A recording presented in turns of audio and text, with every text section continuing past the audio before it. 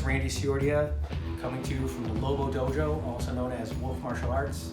I have my good friend, longtime friend, we've known each other about 28 years, Gabe Rodriguez, visiting from California. Yep. And where do you teach at? Santa Fe Springs, California. That's where I'm at. What's the name of the school? New Breed, mixed martial art. All right. Come through. So, Gabe and I were talking a little bit before I started this video, and we were talking about some of our training methods and how we look to teach some of our beginner students some good fundamentals. And I was going over a defensive drill that's a progressive drill in striking and counter striking, but really teaching good structure, teaching how to cover.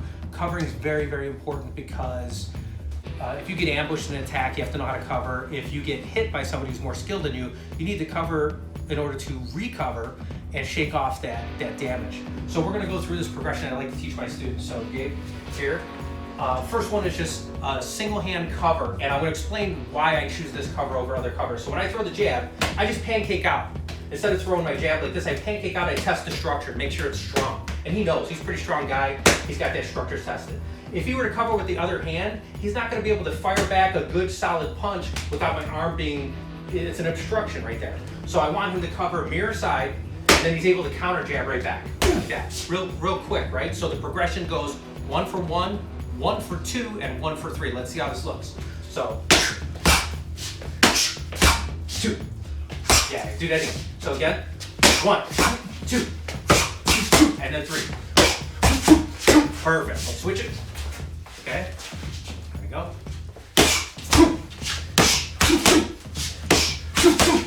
Excellent. Switch it again. So that was just off the jab. Let's do it off the cross. See how this looks. So when I throw the cross, same thing. I want the mirror side cover so that this hand is free to go just slowly fire it. Go ahead. Right there. It's right at the channel in case I'm laying on this punch, right? So when I throw the cross, it's 1 for 1. Then 2. Then 3.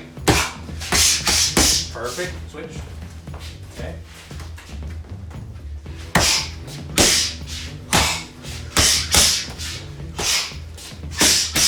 Good. Switch. Okay. So the third one is going to be my lead hook. Okay. So he's going to have to cover the lead hook on this side, and he's going to counter hook. So that's 1 for 1. Okay. So 1, 2, and 3. Good. Switch.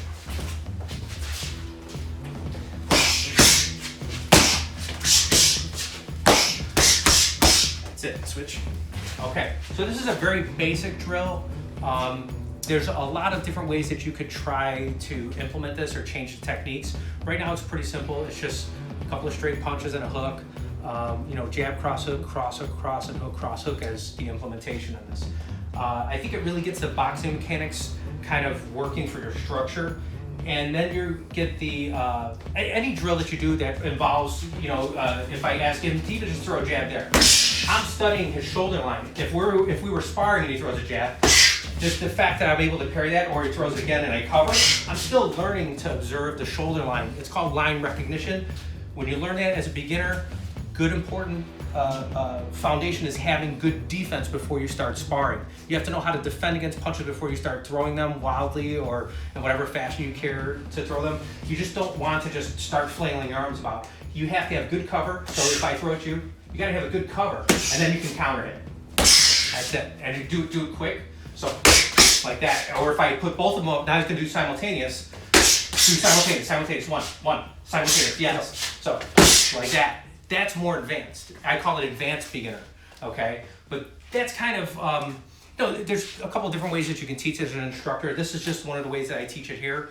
And then I get my students to progress into other areas of defense where they can do evasions, slipping, bobbing, weaving, manipulating advanced parrying techniques, catching, toy sao, if you're a Jun Fan guy, toy sao, bia sao, things like that. And then, of course, the last one, which is specifically JKD, is intercepting.